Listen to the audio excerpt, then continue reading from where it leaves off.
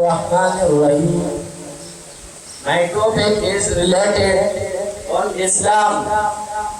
Islam is a very important religion over the world. Islam has originated in Saudi Arabia and around the 7th century. The people who follow Islam are known as a Muslim.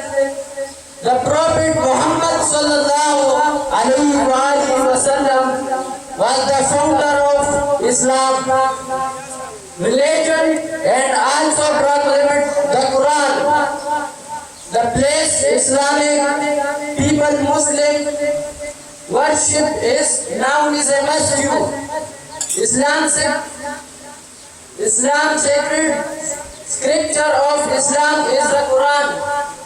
Makkah, Medina and Kaaba are some very sacred the places of Islam.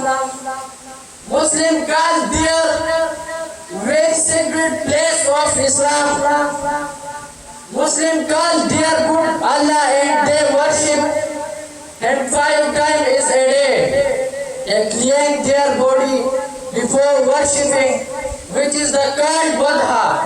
They don't need to pray only in a masjid, but any clean place. Thanks for listening me. Thank you.